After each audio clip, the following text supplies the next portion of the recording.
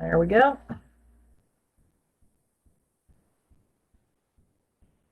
All right. All right, so the clerical homepage or clerk homepage, in order to have this page in Gradebook, in student information, users must have the job function at a school level of either school administrator or secretary. And that's what's going to give them access to this clerical page. And what I'm going to do is just go through each of these little sections here on what you can do. There's not a lot here, so I think we'll be done within about a half hour or so. And we will go ahead and get started. So the administrative reports section, you have these, basically a lot of reports about staff attendance audits, so who has entered attendance for the day and who has not, and that's your daily homeroom attendance that goes back into student information. I'm going to show you guys how to run that real quick, just in case you're not an attendance person and you don't know how to run it.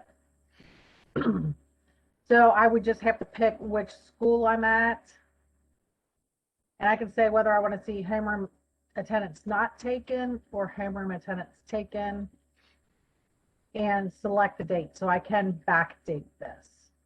Most attendance clerk want to know who has not taken the attendance yet, so I'm going to leave that selected. And it's as simple as hitting run the report. Another window pops up. So if you don't have the window pop up, look for a pop-up blocker. And since I'm in a demo database, it looks like they have every single class marked as homeroom attendance. But you would just have like probably a teacher listed once, maybe twice if they have a combined class that needs to enter attendance. That is based off of, let me go back to Clerical Tab here. This, I'm going to hop down here to attendance where it says set required homerooms for homeroom attendance. So that's looking for this school, anybody that has this selected here as their attendance. That's the classes it's looking for to enter attendance. So that's usually set up at the beginning of the year, and sometimes that changes at semester. So if you have first bell, that is your attendance, you would have to come in here and switch that out at first bell. And I'll hit on this some more when we get to that section, but I just wanted to show you where that's pulling from, where it's expecting that from. The daily ProgressBook attendance is a report that displays daily student absences by homeroom. So again, I could come in here, select the date, and hit run the report, and it's going to give me, I don't have any absences in here. So if I had a teacher that had entered absences, it would say the homeroom in which kids are absent from that homeroom. It's just a quick report to know who is not in class during homeroom and who is marked absent for daily attendance.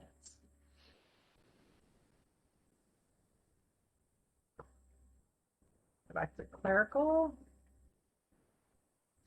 Lunch count report. I don't know if anybody here does lunches, but you can actually set up lunch choices for students, and teachers could put in like how many kids want, you know, lunch option 1 today and lunch option 2. And that would just give a count for, again, I don't have any information in here, but it would give a lunch count of who wants those different lunches. I should have thought about that ahead of time so you could see what that report looks like, which is kind of nice, especially in today's world where we don't know how many kids are going to be out because of virtual, and you got a lot of kids coming and going, so it wouldn't be a bad thing. So the next report is called a potential skip report. And the potential skipped report identifies students marked present in daily attendance, but were absent from a specific class. So they were marked present for daily attendance, but marked absent in the period attendance. So that student potentially skipped that bell. So if Joey was present for homeroom and then third bell came around and Joey decided, I'm just going to hang out in the bathroom all day and smoke cigarettes for third bell, and that teacher marked him absent, he would show up on there and you would know to either go look for the student and find out why he wasn't in third bell, or maybe somebody didn't mark him absent to begin with and he really was absent for the day. So it might be a correction, or it might be a kid actually skipping class, or he might have been in the office. The period attendance report provides numerous options for presenting summary and detailed level period attendance data. So you can say what, like you can actually pick out which students, maybe you have a student that misses a lot and is going in and out of classes a lot. You could actually look at his period attendance and see what he's been missing and where he's been being marked absent and where he's been being marked present. Like maybe he's skipping fifth bell a lot, and you can like kind of pick that out by using the period attendance. But as always, your report is only as good as the information being put in. So if your teachers are not doing period attendance on top of their daily attendance, these reports aren't going to work out too well for you. And I know that period attendance can be challenging to get teachers to input that. But it's no different than back in the old days before there was computers, where a teacher had a leather binder and they sat at the beginning of class every bell and marked, checked kids off that were there and kids that were not. So it's really for their protection, because they are liable for students when they're supposed to be with them. But again, it is a challenge to get teachers to do that. Also on the report is the period attendance audit report. So it's similar to the staff attendance audit report in that it's going to tell you who's entered their period attendance for the day and which periods they have or have not entered. So you're going to say show attendance not taken down here. Pick the school. You can do all teachers, or you can just do specific teachers and find out when they have entered attendance and when they have not. So let's just do like 303. I'm not sure what day that's on. So we'll do the 22nd through the 23rd. And we'll see what's on here. We'll see what it looks like. And you're going to want to sort it by, you can sort it by date, teacher, or period. And since I'm doing more than one date, I'm probably going to do by teacher, then by date, then by period, so that I can give it to the teacher and say, hey, we haven't entered your period attendance the past couple of days. So you can see that this teacher has not entered their period attendance for these 4 bells.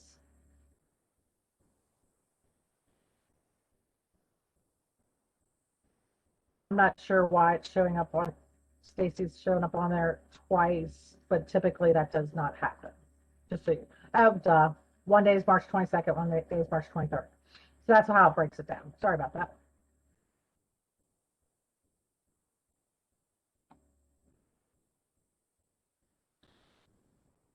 Do we have any questions on the administrative reports area?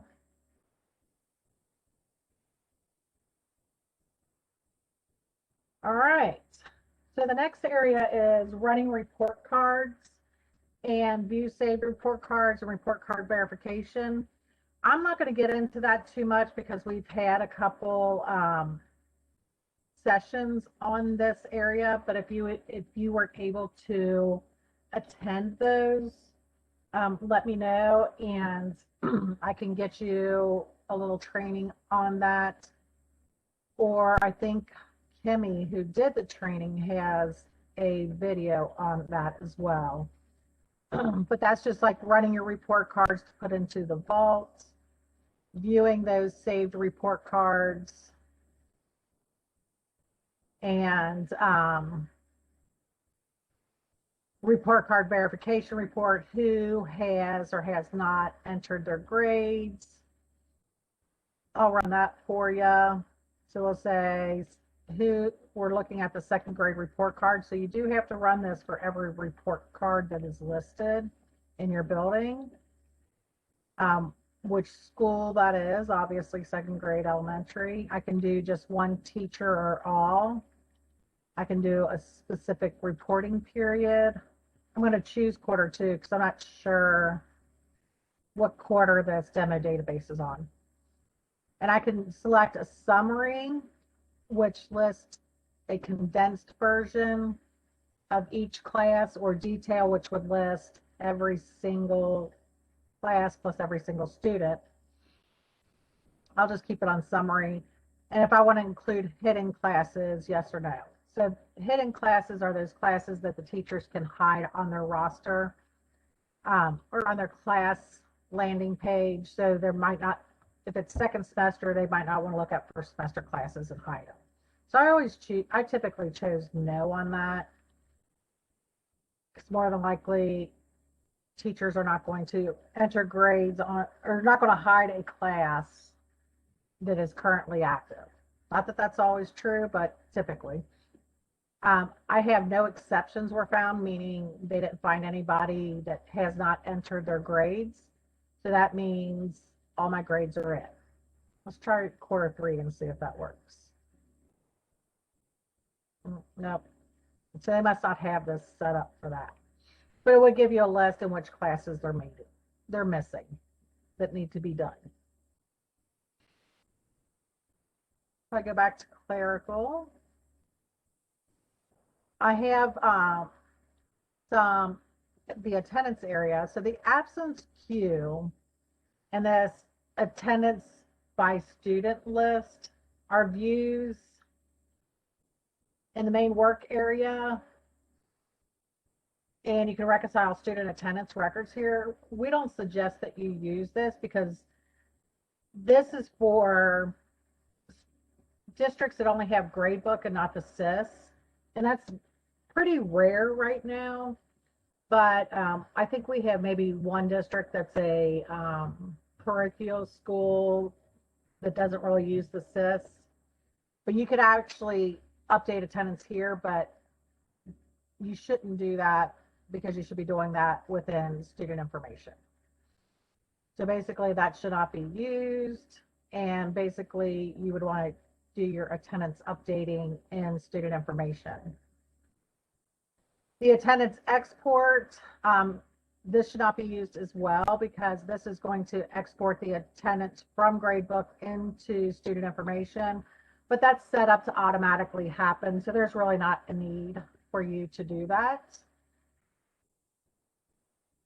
since it's already set up for you. Homerooms, this is going to list all the homerooms in your buildings. And I know we have a couple districts that kind of use this, because in student information, you can only have one teacher in a homeroom. But if you have 2 teachers that are actually in the homeroom that could take attendance or whatnot, you can actually add a teacher to a homeroom by clicking on the Add Teacher column.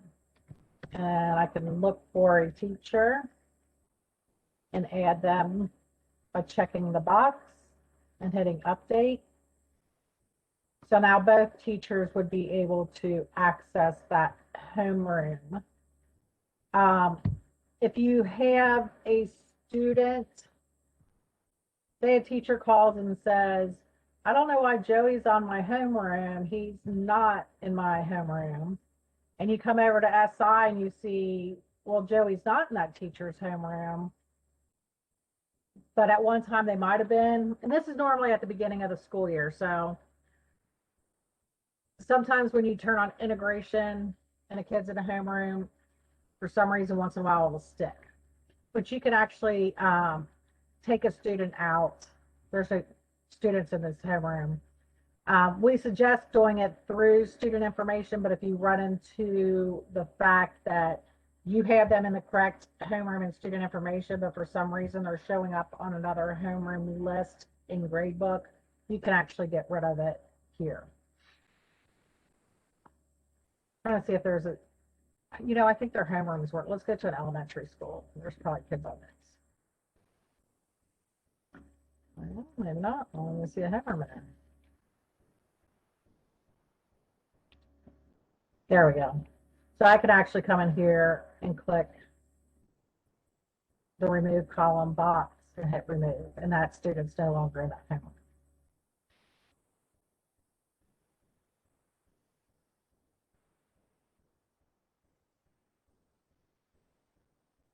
Set required homerooms for homeroom attendance. We went over this a little bit earlier. There again, at the beginning of the year, you have to come in here and figure out which classes are going to be taking that homeroom attendance. Here it's sorting by homeroom, and that's typically what most schools do, is they do it by homeroom. But let me go into the middle school because that had actual homerooms in it. Typically it's the homeroom, but it might be like block 1 that you do it. So I can actually come in here and say, like, first I want to sort it by maybe period, and I only want to look for block 1, so I'm going to put a 1 in the period and hit search. Probably actually wants me to type in block 1. There we go. And then I can just check off all the ones that are in block 1. If I have a different term, like a semester 1 and semester 2, which I don't think I have at the middle school here, I can say block 1 and I can put in like semester 1, and it would pull up all the semester 1 classes, so I could check those off. And then when semester 2 comes along, search it by block 1, semester 1, uncheck the boxes, and then block 1, semester 2, and check them. So that kind of helps with finding which ones that you want to set as that daily attendance. Any questions on anything I've covered so far? All right, perfect. All right, so the view report card data. And this is actually something I learned from being here pretty recently. Let me see if I can find one. So I can come in here and I can look for a student and say I need to change some stuff for Fabian, like some grades. If I click on Fabian, it's going to bring up Fabian and all of his classes. So I can actually make grade adjustments here. Maybe he did some work and ended up with an A in American history and ended up with an A in orchestra and an A in PE. So I can update it that way.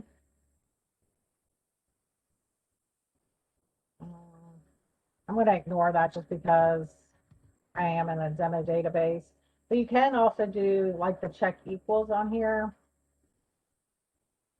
Again, I'm getting that message, and it would redo every single one of these grades for you, whatever the teacher has in there. But be careful in doing that, because say, for example, he has an A here, and I hit that check equals, and that switches it to a B from an A. So maybe the teacher bumped him up because he was really close to that A. So I really don't suggest ever just doing check equals when you're hitting every single teacher of a student. If I only need to change a couple grades for him, I can just come in here and add those in here. But you can use these check equal boxes. when doing those grade updates. Also on clerical, did anybody have any questions on this? This is just a quicker way to kind of get into it instead of having to push in as a teacher, find the student, update the grade there.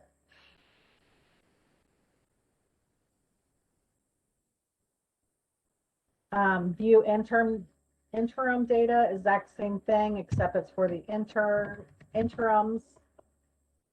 So these are they don't have a report card for interims. A lot of schools aren't doing them anymore. So I'm not going to see that, but it's looks exactly the same, sorry, as the report card data.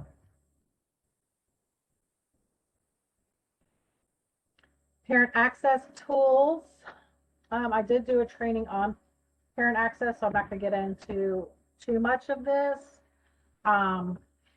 Exporting registration keys for letters can be done here. Registration key maintenance, I kind of like to go in order of how things work. So if I am at the high school and I hit go, anybody that has registration keys are going to be in this area here. So if I'm looking for a registration key for a parent to be able to sign up, it would be here. You can actually see that there's already accounts set up for the student and both parents. I can generate a new key for a parent. So I would just find the student and I'll just stay here on Joe. And I'm going to click this black arrow. And I can actually say add a key for a parent. And you can see that this parent already has one because their username's here, and this parent has one because the username's there, and maybe Corey is like stepdad or something and needs to get in to see the information too, or as well. I can just hit whichever person and hit generate a parent key, and now I have a registration key for Corey to be able to send to him to set up his own account. So if I hit go again on my search, here's that registration key. Also, if I am on this black arrow, you're not going to see add a key for student here because the student already has an account. But if the student didn't have an account and you didn't see a registration key, you're going to see a prompt to add key for student use.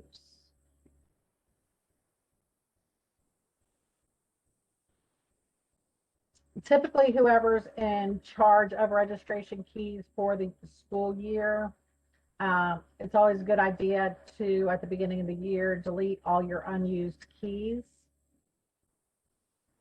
and then generate new keys after you delete them all. And the reason I say that is, let me jump back over to clerical. If I am doing this export registration keys for letters, it asks me when the registration keys were created. So if I never delete old keys that weren't used and create new ones for those students that have not used them, I could end up needing to go back, up to 12 years ago to find all those outstanding keys. So it's only looking for keys that were created between these two dates. So if you do it at the beginning of the year, you know that you created them on August 1st, and you've created some since then, new students coming in. I'm going to get registration keys for anybody that has not used the registration key yet. Does that make sense? And obviously here you can either pull out parent keys or student keys. And then you just hit submit and it puts it in a nice little CSV file for you to do some mail merge. So that's why I think it's important to clear those old keys out and make new ones every year. Parent access accounts maintenance.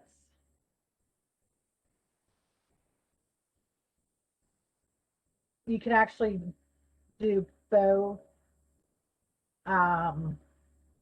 users and students here, so you can see what type it is here, parent or student. Just real quick, what you can do in here.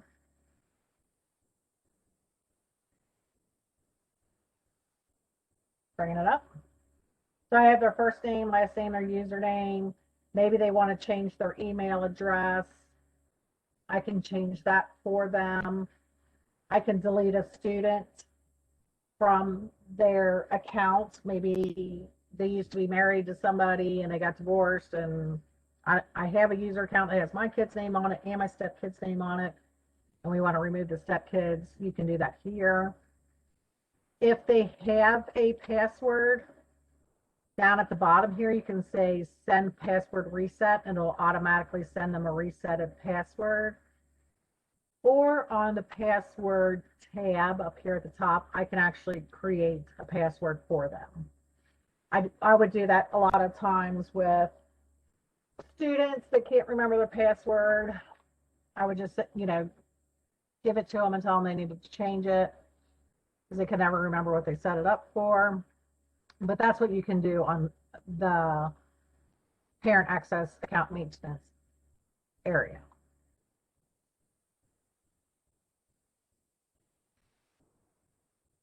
Account import, that's kind of done on for like the Google Classroom sync and stuff, so I'm not going to get into that too much either. On the other area, maintain period block codes, you will not be using that here because that's all maintained from student information, and you can actually kind of mess things up if you do that, so you want to keep off of that. If you have a change in your email, you can update that if you would like. Change your password, so you can change what password you have. It'll give you current and then your new, and confirming your new. The analytics hub area, whatever access you have in the analytics hub, this is where all the reports would be listed. So you could actually run reports from the analytics hub here in GradeBook. You don't have to actually go into student information and find it there and get your little piece of paper.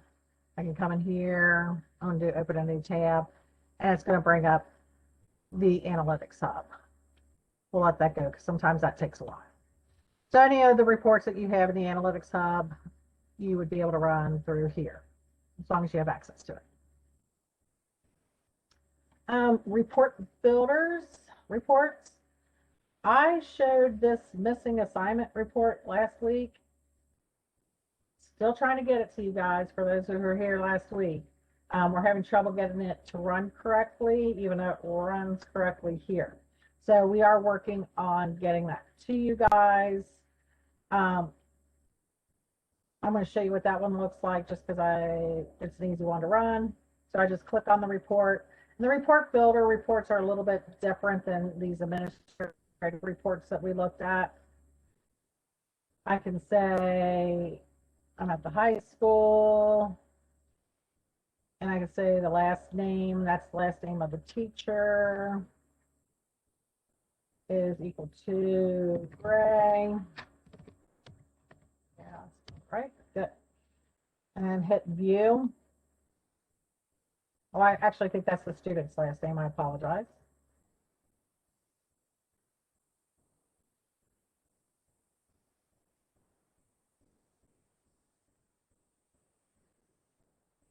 While that's loading, we'll hop over here to the analytics hub. And this is just, it brings up exactly what it looks like when you run the analytics hub through student information. The only thing that looks a little different is you're going to see this GradeBook icon instead of the SI icon. And you can run your report from here.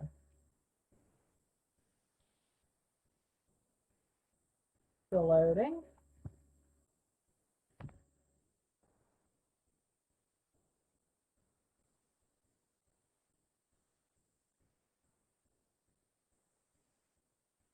I'm actually surprised that my saved reports are still on there. Usually they update this database every Friday. So they must not have updated it this past Friday.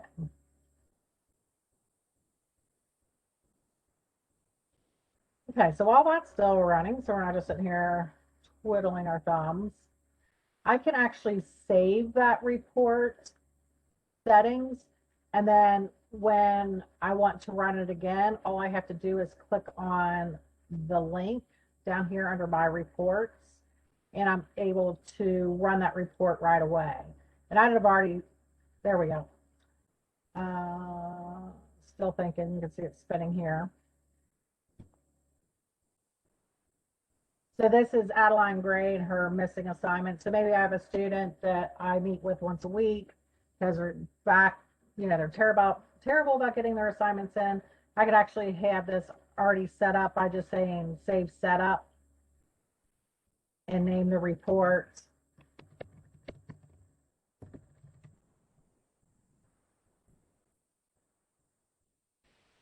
And then hit save. And if I go, I'm going to close this. And if I go out here and I'm going to refresh my screen,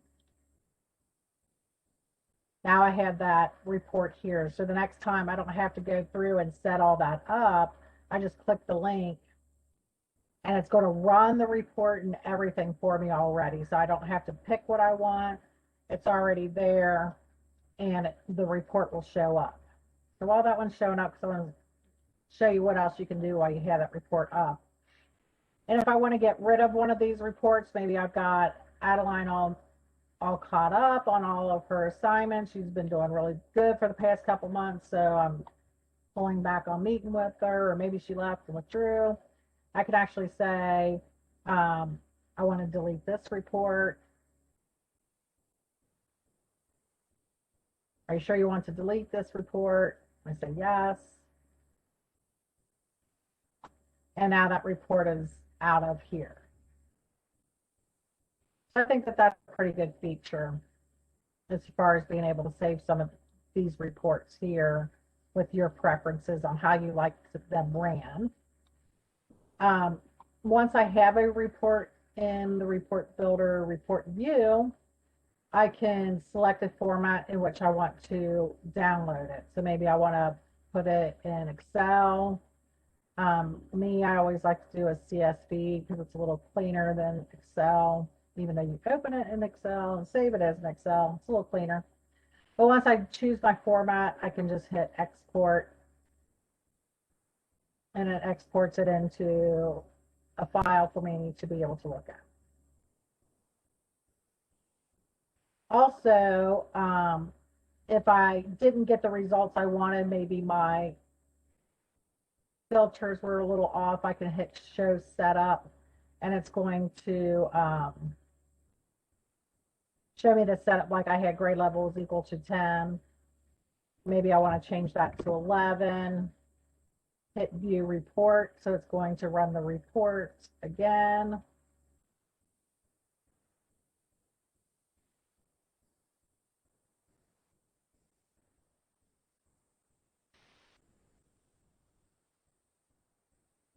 There is no 11th graders, which is weird, but I can actually hit save this setup and change it to like 11th grade. It should create a new one. Let's see if that works. Hit save.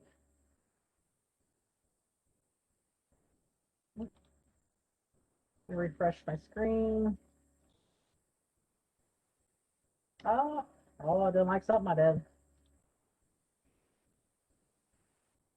Now that 11th grade demographic report's in there too, so I can just click on that, and then now I have 2 demographic reports that I can run. So that concludes my clerical training. Do we have any questions from anybody? All right, I'm going to go ahead and hit stop on the recording.